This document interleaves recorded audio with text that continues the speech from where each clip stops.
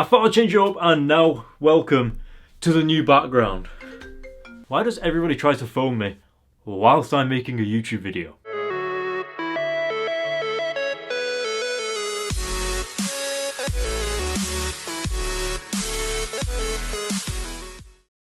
What is going on, guys? Welcome to this video. My name is Cameron and this is the review for Ultimate Spider-Man issue 82. But first, I've set the camera up on the other side of the room this time, so basically what you usually see in the videos with the picture and those statues in the background, that's right there, and now this is like usually what's behind the camera. So yeah, we've got Biscuit Jar, we've got a bunch of superhero things, we've got a giant Hulk, and we've got some posters and these wonderful comics, which are actually the comic pile that I still need to review. Literally both of them, it's awful. But let's just go into what happened in the previous issue. So in the previous issue we had all of the action with Iron Fist being introduced, well, kind of, and we also had Black Cat turning up at the end after Hammerhead and Spider-Man fighting in the street and all this chaos was going on, and it was a very, very action-packed issue, especially with the Wolf entering the comic as well and Spider-Man potentially working with her as well. It seems like she's one of the police officers that really cares about the crime going on in New York City. Now, of course, we didn't really get any Moon Knight in the previous issue, but in this issue we do see another side of Moon Knight, like they actually develop his character in this issue, and that is pretty much what I can't wait for you guys to see, along with what happens next with Spider-Man and Black Cat and all of that crazy stuff. So guys, without further ado, let's get into this issue and let's get reviewing Ultimate Spider-Man issue 82. So opening up the issue and getting into the very first few pages of Ultimate Spider-Man issue 82, we're going back to the school where Peter Parker is obviously not attending, and we already know that Peter is sort of in a little bit of a difficult place when it comes to attending school, especially when it comes down to Aunt May as well, finding out that Peter is actually skipping school. He's in hot waters, but not as bad as the situation he finds himself in right now with Hammerhead and all these crazy guys along with Black Cat. It's getting really crazy. Now, something that you can sort of feel through the comic pages is a presence coming from Spider-Man and Black Cat. They just sort of work really well together, and they kind of just bounce off each other's sort of personalities, if you get what I mean. Like, he's like a superhero, she's kind of like a superhero yet sort of anti-hero sort of thing, so they kind of bounce back and forth, and you can really see that coming through the pages as a reader of the comic. I was also very fond of the flirting that was going on between the two characters of Spider-Man and Black Cat, because obviously, as we all know through the years of Spider-Man's history, Black Cat is actually quite a flirty character. And of course that brings me on to the humour of Spider-Man, where Spider-Man doesn't really know what's going on with Black Cat, like he's just kind of being an awkward teenager whenever she does flirt with him. And it was especially brilliant how Spider-Man mentioned that he's glad it never happened with Doc Ock like this. Like, I thought that was just really funny to read as a reader of the comic, and just kind of really brings out Spider-Man's humorous side in every situation that he finds himself in, whether it's a girl flirting with him, whether it's a superhero or a villain that he's fighting. He's always humorous, and it's just really light-hearted. It's just brilliant. But going into the issue of what's happening right now on screen, we had Captain DeWolf actually sticking up for Spider-Man against these police officers that were actually firing at Spider-Man. And I loved how DeWolf sort of ran in there and actually set everyone straight and was just like, why are you firing the gun at Spider-Man? What's he done? And she also actually had a go at the witness for saying that it was Spider-Man's fault. I thought that was just a really awesome move by her. And I think as of this issue, Spider-Man actually has someone on the police force that he can trust. It's a very refreshing characteristic in an Ultimate Spider-Man comic to see someone that's actually sticking up for Spider-Man, and I really like it. And now, of course, going back into the side of the comic with Spider-Man and Black Cat flirting again.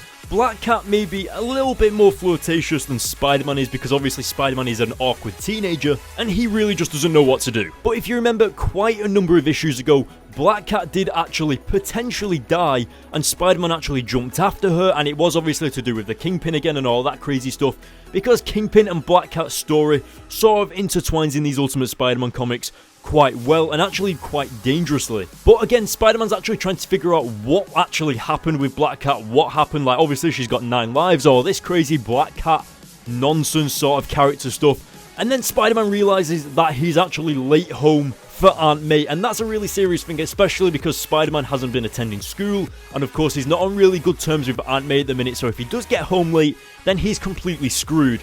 And I think that's one of those things where Black Cat doesn't actually realise that Spider-Man is an awkward 15-year-old teenager who has a curfew. So I loved it how Black Cat just automatically thought that he was married and didn't really, just sort of jumped to that conclusion straight away, because obviously she is a lot older than Spider-Man. So yeah, I absolutely love the interactions between Spider-Man and Black Cat. I thought they were awesome in this issue, and I hope we get more within the next few issues.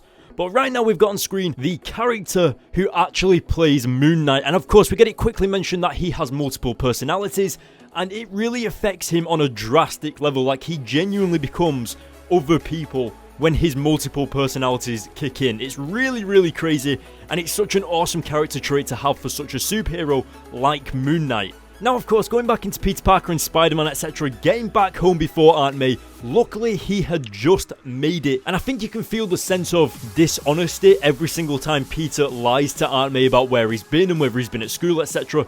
And this is what I love about Spider-Man, because even though he's Spider-Man and he's doing the right thing, etc., his personal life actually gets affected because he has to make up little white lies all the time, whether it's attending school, whether it's about where he's been, what he's been up to, etc. And obviously, it makes people not trust him as much, especially someone like Aunt May. You can already see all of these lies building up, and eventually it's going to catch up with him, and eventually Aunt May will find out. But moving on to the final pages of this Ultimate Spider-Man issue 82, and one of the things that we've actually had in common between these couple of issues recently is that every single issue always ends on a really dark sort of term. So in the last few issues, we've had the comic ending with Kingpin offering Spider-Man this really dark turn of events of working together to take down Hammerhead.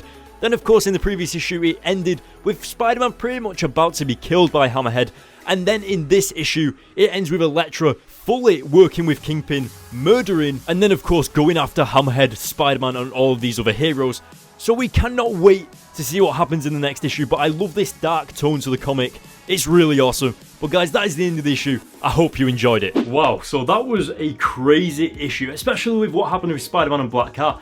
Obviously, Black Cat doesn't know that Spider-Man is 15 years old, so it's a little bit crazy. And also, with Spider-Man getting shot at again by some of the police officers, and it's really nice to see that DeWolf is there to sort of correct, like, the minds of the police officers. You know, like, when you're actually reading the issue, you sat there and you're just kind of like, why are the police always so like dumbed down in the comics when it comes to shooting at Spider-Man and trying to arrest Spider-Man? And the best part was that she even spoke to the person that blamed Spider-Man and was like, what the heck are you doing? He tried to save you. What? Like, it's just really, really weird, but it was awesome. Something else that really stood out to me as well was Elektra stabbing that guy at the end with Kingpin. It seemed like the issue got really, really dark towards the end. And of course, we also got that multi-personality disorder sort of thing going on with Moon Knight as well.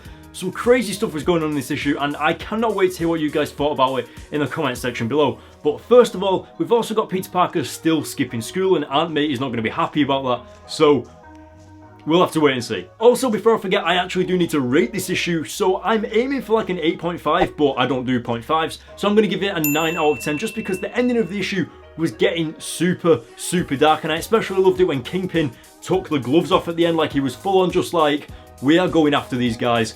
We're killing Spider-Man, we're killing Moon Knight, we're going to kill Hammerhead. It's just, people used to fear Kingpin, enemies used to stay in check, all of the gangs used to stay in check, and now it's not really like that. So I'm looking forward to Kingpin coming back once again to put everyone back in line, to set everyone straight.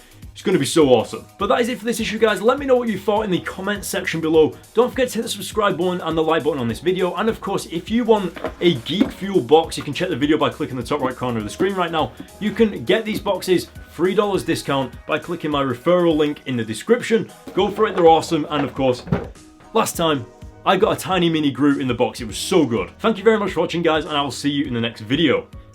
Oh my god.